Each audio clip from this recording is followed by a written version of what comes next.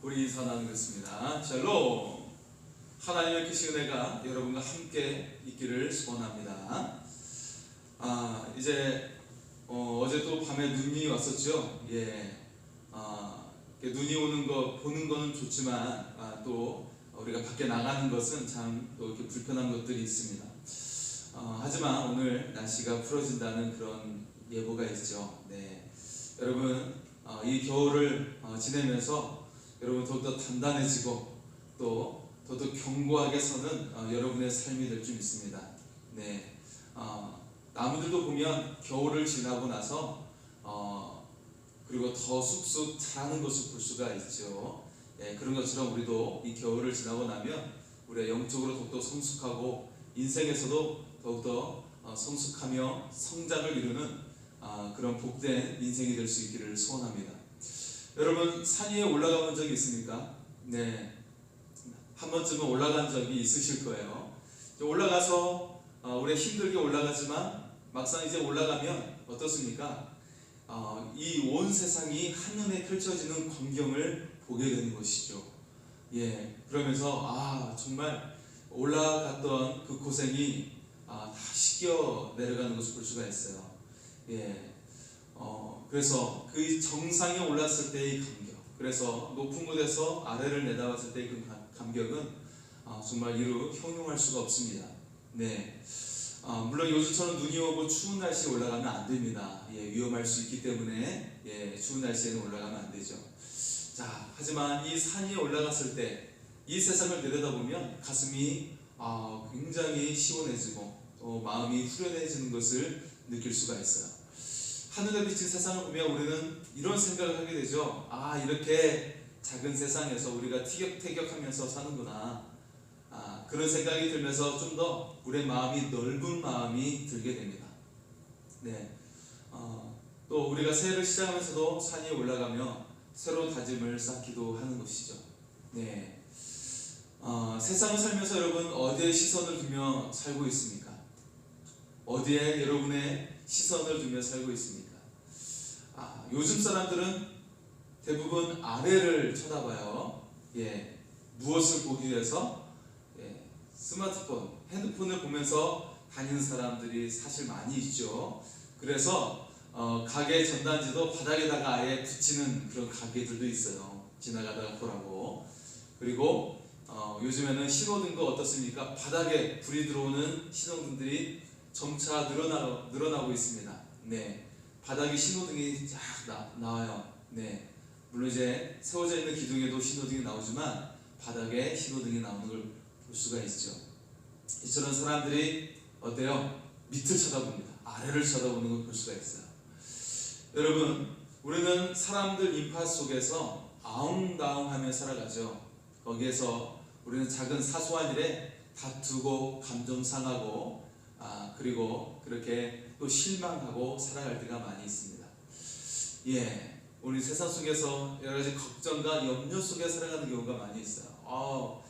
불평할 거 너무 많고 정말 하소연할 거 너무 많고 그런 것을 볼 수가 있습니다.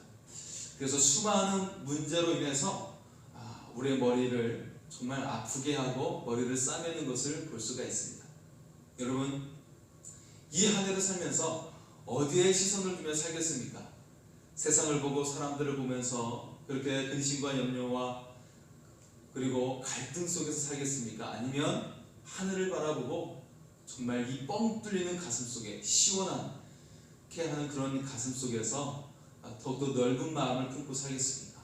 네, 오늘 말씀은 우리에게 어디에 시선을 두며 살아야 할지 말씀하고 있습니다.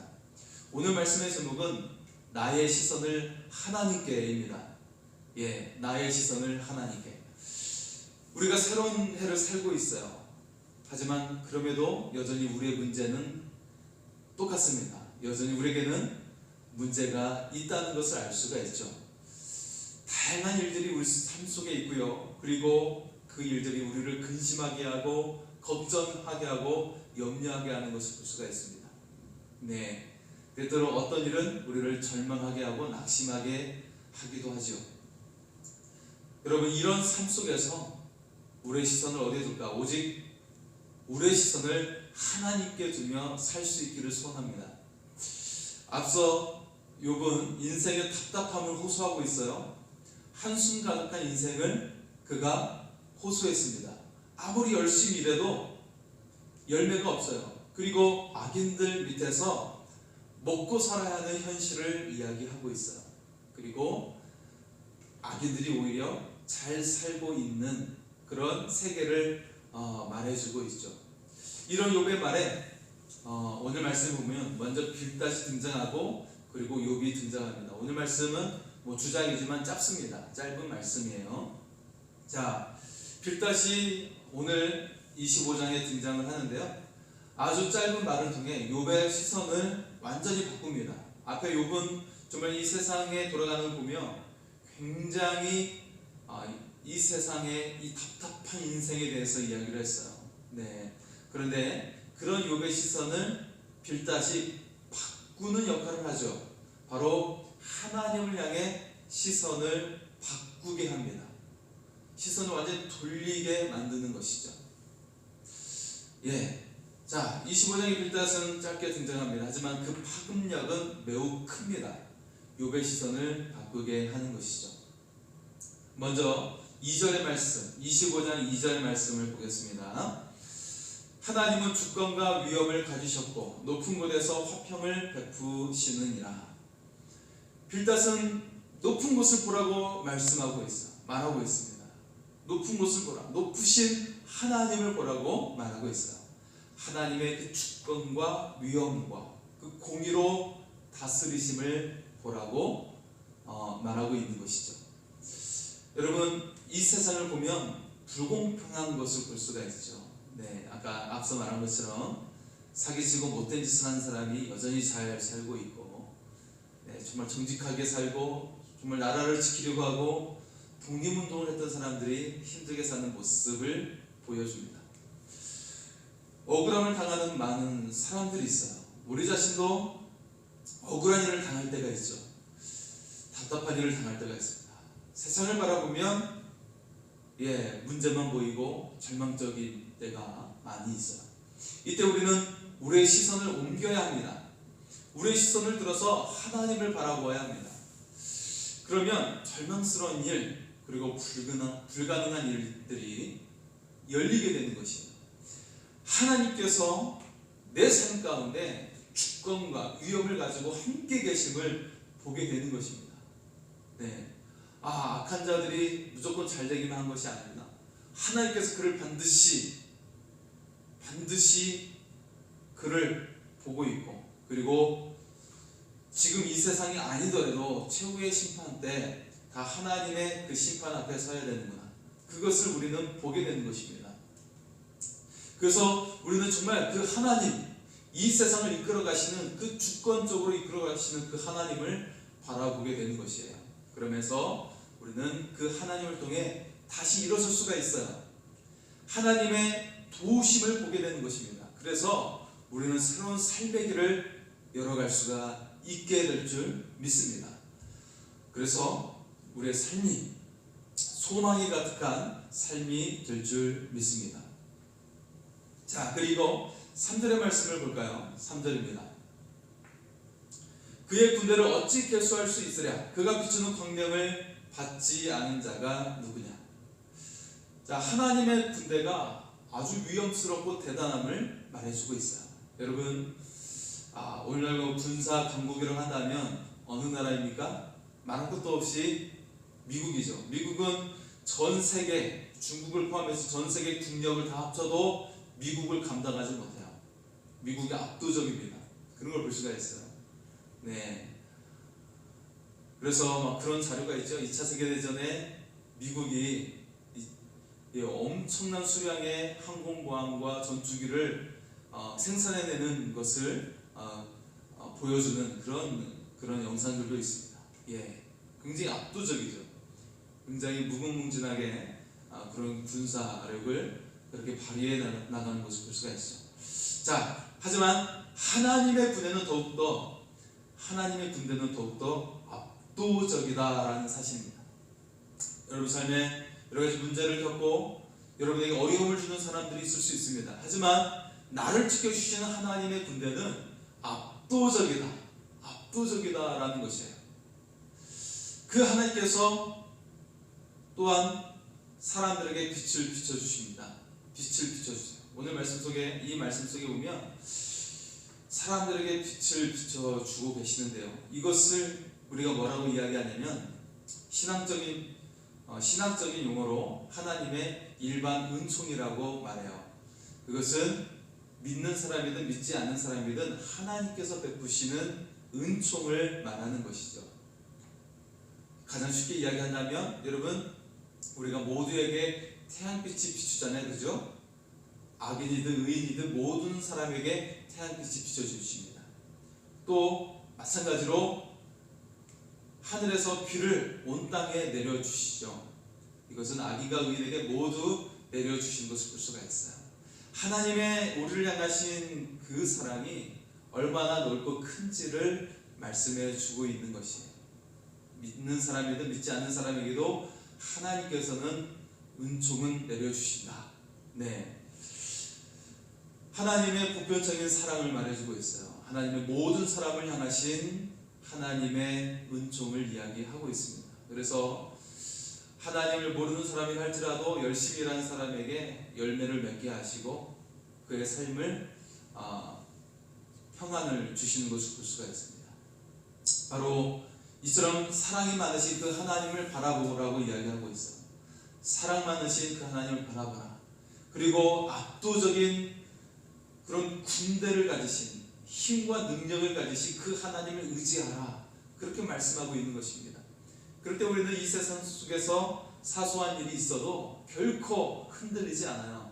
여러분, 견고히 서서 정말 날마다 이기고, 그리고 그 하나님으로 인해서 기뻐하고 감사하며 살아가는 인생이 될 줄 믿습니다.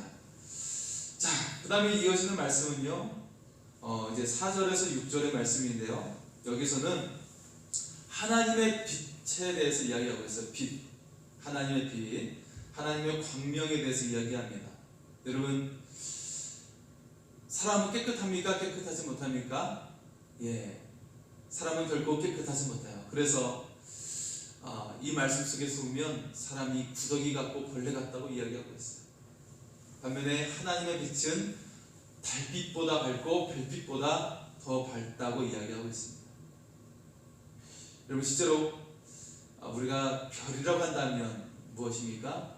태양을 별이라고 하죠. 스스로 빛을 내는 것을 별이라고 합니다. 태양이 별이에요. 예, 실제로 밤하늘의 별은 스스로 빛을 내는 것들이죠. 네, 대부분 그렇습니다.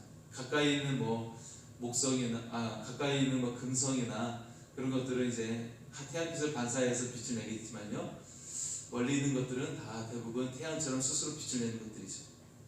자, 어쨌든 대부분의 별은 스스로 빛을 내는데, 여러분, 태양빛이 어때요? 우리가 정말 두 눈 불뜨고 볼 수 없는 게 태양빛이에요. 그런데 그런 하나님이 그런 별빛보다 더 강렬하다는 것이에요. 반면에 우리는 벌레 같고 구더기 같다고 이야기하고 있어요. 자, 이 속에 대단한 반전이 있습니다. 반전이 있죠. 그것은 이처럼 하찮고 벌레 같은 우리를 하나님께서 사랑하신다라는 거예요. 그리고 이 벌레 같은 우리를 위해 하나님의 아들이 대신 죽으셨다라는 거예요. 이처럼 하나님의 사랑이 얼마나 큰지를 우리에게 말해주고 있는 것입니다. 여러분, 세상에서는 험한 소리도 듣기도 하죠. 여러분, 여러 가지 내가 행한 일에 대해서 평가를 받을 수도 있고, 그거에 대해서 지적을 받을 수도 있고, 그럴 수 있습니다. 세상 속에서는 그래요. 하지만 하나님은 어떠십니까? 이 벌레 같고 하찮은 존재를 할지라도 하나님은 우리를 극진하게 사랑하신다라는 사실입니다. 자신의 아들을 주실 만큼 우리를 사랑하신다라는 사실입니다. 우리가 이것을 분명히 알게 된다면, 이 사실을 우리가 믿는다면, 우리는 이 세상 속에서 결코 우리는 절망하지 않습니다. 낙심하지 않아요. 예, 세상 사람들의 그 작은 말 하나 듣고 상처받지 않아요. 예, 그렇게 생각하는구나 하고 그냥 씻겨 버리게 되는 것이죠. 하지만 나는 하나님께서 사랑하신다. 이 세상을 이끌어 가시고 별빛보다 밝으시는 그 하나님께서 나를 사랑하신다. 압도적인 그런 힘과 능력을 가지신 그 하나님께서 나를 사랑하신다 라는 것이에요. 여러분, 이 한 해를 살아가면서도 정말 우리를 이겨나가게 하는 힘이 어디에 있습니까? 그것은 하나님께서 나를 사랑하신다라는 겁니다. 이 사실을 분명히 우리 가슴속에 새긴다면 우리가 능치 못할 일이 없을 것이며 우리가 날마다 기뻐하며 행복을 가지고 살아가게 될 줄 믿습니다. 뿐만 아니라 하나님의 존귀한 자녀로서 여러분, 이 한 해도 정말 하나님께서 예비하신 축복을 받으며 살아가게 될 줄 믿습니다. 네, 자, 이제 26장의 말씀인데요. 26장에 욥이 이 빌닷의 말을 통해서 하나님께 시선을 돌리고 있습니다. 네, 그런데요, 하나님께 시선을 돌리는데 앞에 부분에서 친구들을 원망하고 있는 말을 하고 있어요. 26장 1절에서 4절을 보면 욥은 친구들을 원망합니다. 왜 원망할까? 빌닷은 굉장히 좋은 역할을 했어요. 굉장히 짧은 구절 속에 굉장히 우리에게 아주 진주와 같고 보석것 같은 말을 했습니다. 그래서 빌닷에게 감사를 해야 될 텐데 감사하기는커녕 친구들을 향해 먼저 원망의 말을 쏟아내고 있어요. 왜 그럴까? 여러분, 병을 알아본 적이 있으시죠? 많이 아파본 적이 있으실 겁니다. 내가 몸이 아프거나 그리고 뭐 다리를 다쳤거나 허리를 다쳤거나 해서 누워 있어야 할 경우가 있을 수 있을 거예요. 그럴 때 친구들이 문병을 왔다고 생각해 보세요. 그런데 그 친구들이 내가 밖에서 이 미끄러운데 다녀서 다쳤다고 막 책망하고 나의 그 다친 것에 해답을 주려고 한다면 여러분 기분이 어떠시겠습니까? 내가 아파가지고 막 배 아파가지고 막 방에서 뒹굴고 있는데 네가 그러니까 자제하지 못해서 그렇게 배가 아프다고 그 해답을 이야기한다면 여러분 어떠시겠습니까? 해답을 이야기하는 것이 아니라 이것은 나를 책망하는 것으로 여겨지게 되는 거예요. 그런 것이죠. 욥의 입장이 바로 그런 것입니다. 내가 정말 아파 죽겠고 힘들어 죽겠는데 고통 속에 말미암아 내가 죄를 뒤집어 쓰고 있는데 친구들이 우리에게 나에게 자꾸 해답을 주려고 하는 거예요. 그러니까 그것이 어때요? 오히려 욥에게는 자신의 상처를 짓누르는 것 같은 그런 고통을 주는 거예요. 더 고통을 주는 것이죠. 그래서 욥의 입장에서는 정말 친구들이 원망스러운 거예요. 그래서 이야기하는 겁니다. 하나님에 대해서 이야기하는 것도 좋고 진리에 대해서 이야기하는 것도 좋은데 지금 내가 정말 아파 죽겠다라는 거예요. 정말 내가 고통 중에 있다라는 거예요. 그러니까 나를 좀 어떻게 해달라는 거예요? 공감해주고 위로해달라는 거예요. 이게 욥의 입장이에요. 욥의 입장은 나에게 답을 말해주지 말고 나를 공감해주고 위로해달라고 이야기하고 있어요. 그게 바로 욥의 입장입니다. 여러분, 우리는 정말 상처받고 고통 중에 있는 사람에게 답을 주려고 해서는 안 됩니다. 그 사람에게 먼저 공감해주고 위로해줄 수 있는 사람이 되기를 원합니다. 우리가 그렇게만 해줘도 그 사람은 정말 스스로 답을 찾을 수가 있고요. 그리고 우리의 위로 속에, 우리의 공감 속에서 하나님을 바라보게 되는 거예요. 사랑을 느끼게 되고 정말 마음속에 희망의 빛을 보게 되는 것이죠. 자, 그래서 이제 5절과 6절, 5절 이후에는 욥이 정말 정확하게 하나님을 바라보게 돼요. 하나님을 향해 그의 시선을 돌리게 됩니다. 5절과 6절은 죽음을 빗대어 말을 하고 있습니다. 죽음을 빗대어 말을 하고 있습니다. 5절과 6절을 읽겠습니다. 26장 5절과 6절입니다. 죽은 자의 영들이 물밑에서 떨며 물에서 사는 것들도 그러하도다. 하나님 앞에서는 수월도 벗은 몸으로 드러나며 멸망도 가림이 없으며. 하나님 앞에서 죽음도 가려지지 않는다고 말을 하고 있어요. 결국 하나님의 시선으로 보면 삶도 죽음도 명확해진다는 겁니다. 어떤 사람은 인생이 고달프다고 포기하려고 해요. 정말 삶은 모르겠어, 인생은 정말 모르겠어 라고 말을 합니다. 네, 그러나 하나님 앞에서는 죽음도 마치 벗은 몸처럼 된다는 거예요. 죽음도 벌거벗겨진 것처럼 확연하게 드러나게 된다라고 말씀하고 있는 겁니다. 삶과 죽음이 명확해지는 거예요. 결국 하나님을 믿고 의지하는 인생은 이 모든 역경을 능히 이겨낼 수 있다라는 것입니다. 그래서 삶을 포기하지 않는다라는 거예요. 여러분, 정말 이 코로나로 인해서 많은 가게들이 문을 닫고 있어요. 폐업하는 가게들도 많이 있습니다. 정말 어렵죠. 힘든 현실입니다. 그들이 다 가장이고 남편이고 아빠하고 그렇지 않습니까? 가족을 책임져야 될 사람들인데 어려움을 겪고 있어요. 우리가 좀 여유가 있다면 우리 주변을 돌아볼 수 있기를 소원합니다. 우리가 정말 금전적으로 도울 수 없다면 그들을 위해 기도해 줄 수 있기를 소원합니다. 여러분, 나만을 위해 살지 말고 이 코로나 시대에 우리 주변의 이웃을 위해 기도해 줄 수 있기를 원합니다. 우리 교회도 마찬가지지만 정말 태권도 학원이랄지 며칠 동안 문을 닫아야 되고 한 달, 두 달 문을 닫아야 되고 그런 경우들이 있지 않습니까? 우리는 나만을 위해 기도하지 말고 내 가족만을 위해 기도하지 말고 그들을 위해서도 기도해야 됩니다. 우리가 그들을 위한 중보 기도를 통해서 하나님은 여러분의 기도를 갑절로 들어주시게 되는 것입니다. 이게 중보 기도의 위력입니다. 힘입니다. 자, 많은 사람들이 삶의 현실만 보고 정말 답답해하고 어려움을 겪고 있어요. 삶을 포기하려고 드는 사람들이 있습니다. 하지만 하나님은 우리를 고난 가운데 방치해 두지 않으십니다. 반드시 살 길을 열어주십니다. 그리고 더욱 우리를 아름다운 인생으로 만들어주시고 보배로운 그릇으로 만들어주시는 거예요. 무슨 말이죠? 여러분의 삶을 아름다운 것으로 채울 수 있는 보배로운 그릇으로 만들어주신다는 거예요. 무엇이요? 지금의 고난이 말입니다. 지금의 고난이 보배를 담을 수 있는 그릇으로 만들어 주시게 되는 것입니다. 하나님의 관점에서 보니까 고난은 감춰진 축복이 되는 겁니다.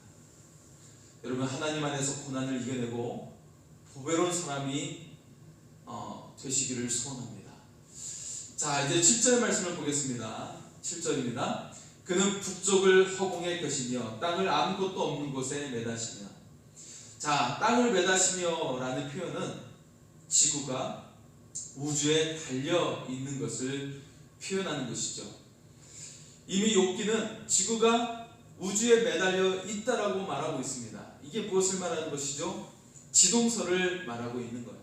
지구가 우주의 중심이 아님을 표현하고 있습니다. 그래서 나를 중심으로 우주가 움직이는 것이 아니라 어때요? 이 지구가 태양을 중심으로 움직이고 또 태양계가 다른 우주계를 중심으로 움직이는 것처럼 결국 우리가 어떻게 움직인다고요? 하나님을 중심으로 움직이는 거예요. 나를 중심으로 하나님을 움직이는 것이 아니라 우리는 하나님을 중심으로 움직이는 겁니다. 우리는 언제나 하나님을 바라보는 그런 삶이 될 수 있기를 소원합니다. 자, 그리고 8절과 9절을 보겠습니다. 8절과 9절입니다. 물을 빽빽한 구름에 싸시나 그 밑에 구름이 찢어지지 아니하느니라. 그는 보름달을 가르시고 자기의 구름을 그 위에 펴시며. 여러분, 하늘에 많은 구름들이 이렇게 모이면 어떤 생각이 들죠? 비가 오겠구나, 눈이 오겠구나 생각이 들어요. 여러분, 그런데 어떻게 이 구름, 하늘에 떠 있는 구름 속에서 비가 내림을 확신할 수 있습니까? 어떻게 그렇게 이 하늘에 떠 있는 구름에서 비가 내릴 수 있을까? 하나님의 손길은 정말 오묘하고 대단한 것을 볼 수가 있어요. 어떻게 하나님 그렇게 창조하셨을까? 정말 대단하신 하나님이시죠. 비를 구름 속에 담아 놓으셨어요. 그리고 그 구름이 하늘 보좌에서 온 세상을 통치하고 계신다는 것이죠. 여러분, 세상에 정말 답답한 일이 있고 가슴 졸이는 일이 많이 있어요. 하지만 온 세상을 통치하시는 하나님이 나와 함께 하심을 믿는다면 결코 낙심하지 않습니다. 절망하지 않아요. 결국 그 인생이 최후의 승리를 얻게 될 줄 믿습니다. 또 하나님의 아름다운 선물이 임하게 될 줄 믿습니다. 이 은혜가 여러분과 함께 하시기를 소원합니다. 자, 그리고 11절과 12절은 지진과 태풍의 위협을 묘사하고 있습니다. 11절과 12절을 보겠습니다. 그가 꾸짖은즉 하늘 기둥이 흔들리며 놀라느니라. 그는 능력으로 바다를 잔잔하게 하시며 지혜로 라합을 깨뜨리시며. 하나님께서 하늘과 땅을 움직이는 모습을 묘사하고 있죠. 하늘 기둥이 흔들리고 바다를 잔잔하게 하시고 지혜로 라합을 깨뜨리시며. 네, 하늘과 땅을 움직이신 하나님, 모든 만물의 주인이 되시고 주관자가 되신 하나님을 나타내고 있어요. 바로 그 하나님을 의지하라는 것입니다. 그 하나님께서 우리의 인생을 보호해 주시고 책임져 주십니다. 네, 우리는 많은 환경재해를 겪고 있지 않습니까? 이번에는 정말 폭설이 내려가지고요, 일본에도 유럽에도 정말 많은 눈이 내렸어요. 우리나라도 눈이 많이 내렸지만 거기는 정말 3m씩 내렸다고 하고, 이게 말이 됩니까? 3m씩 완전히 집이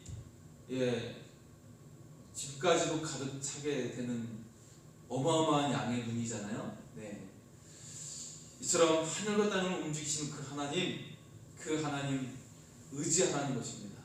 네, 하나님께서 우리의 인생을 지켜주시고 보호해 주심을 믿습니다. 자, 이제 어둠의 권세를 물리치시는 하나님 13절과 14절에 나오고 있습니다. 우리 13절과 14절을 보겠습니다. 그의 입김으로 하늘을 맑게 하시고 손으로 날렵한 뱀을 무찌르시나니 보라, 이런 것들은 그의 행사의 단편일 뿐이요 우리가 그에게서 들은 것도 속삭이는 소일 뿐이니.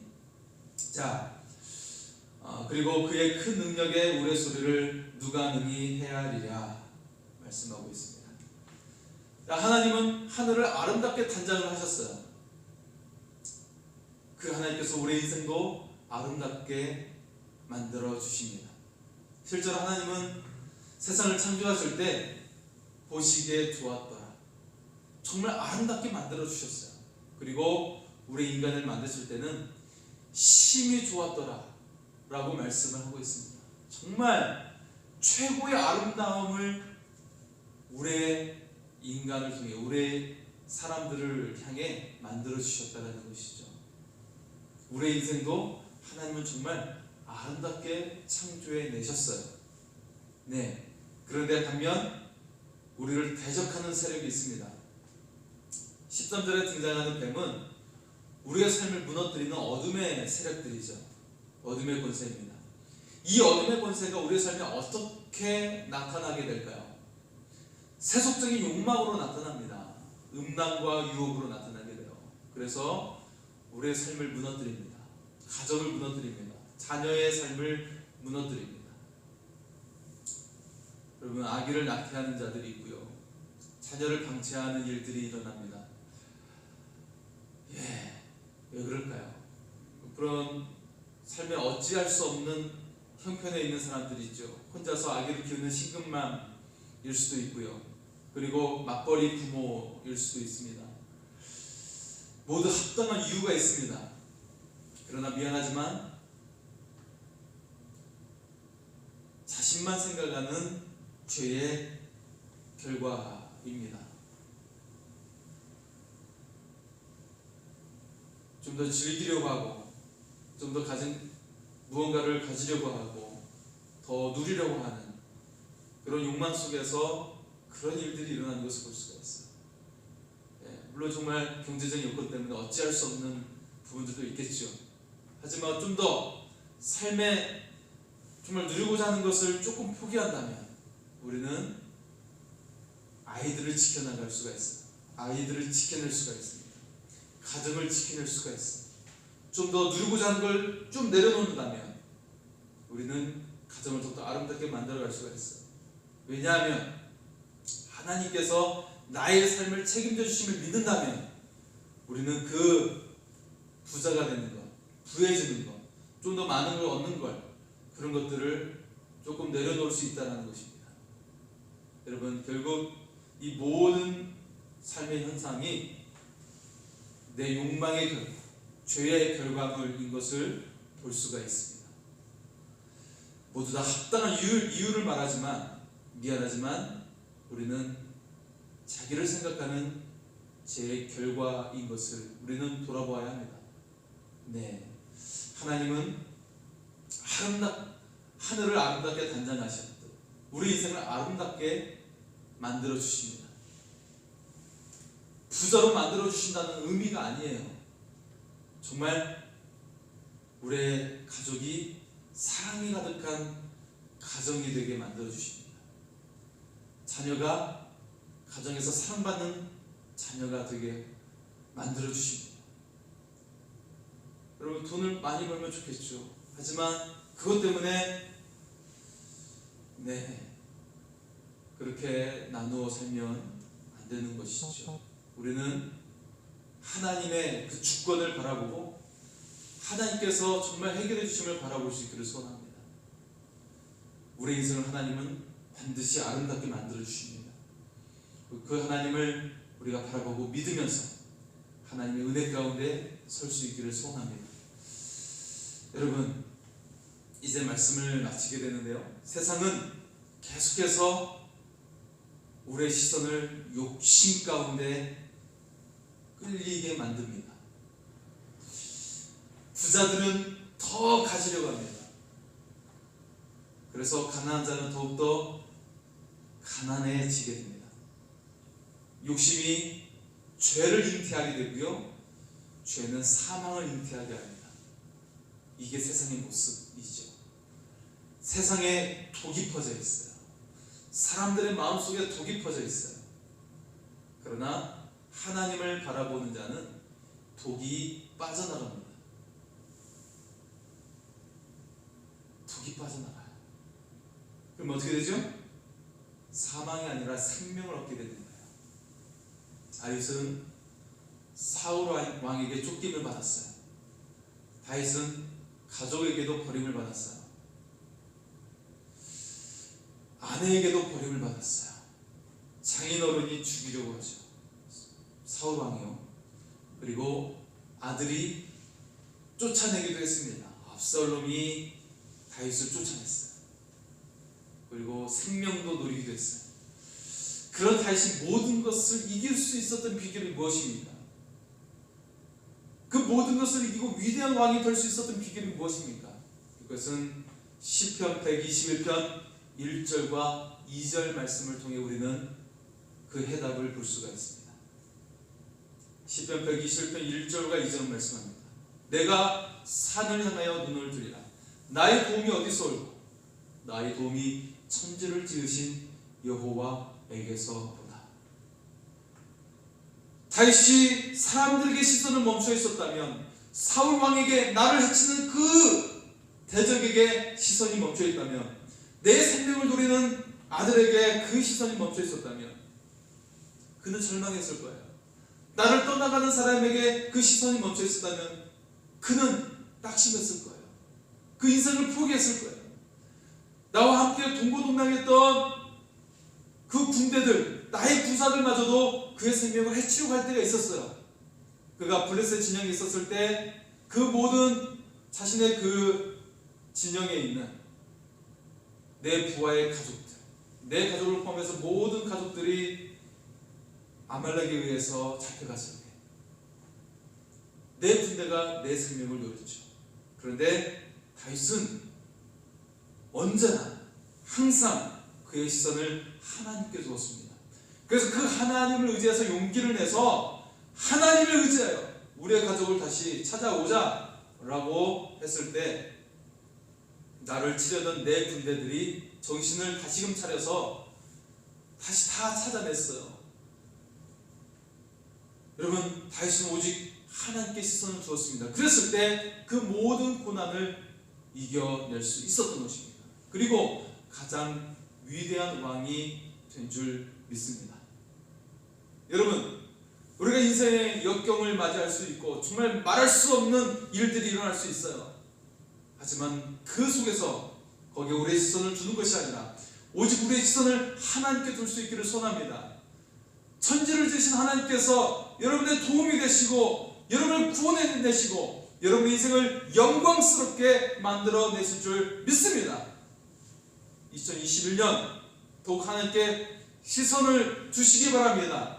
이 한 해는 정말 하나님께 시선을 두는 한 해가 될 수 있기를 소원합니다. 시간을 정해서 여러분 기도하시기 바랍니다. 기도 제목을 정리해서 시간을 정해서 하나님께 나아가시기 바랍니다.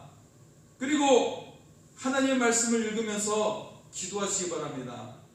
그냥 내 생각 속에 기도하지 마시고 하나님 말씀을 새기면서 기도하시기 바랍니다. 성경은요, 전투적으로 읽어야 되는 것이 하나님의 말씀이에요. 안 그러면, 그렇지 않으면 세상의 생각들이 들어오고 세상의 절망이 들어오고 세상에 많은 불합리한 일들이 내 눈 속에 오염시키고 전염시키고 우리의 마음을 병들게 하기 때문입니다.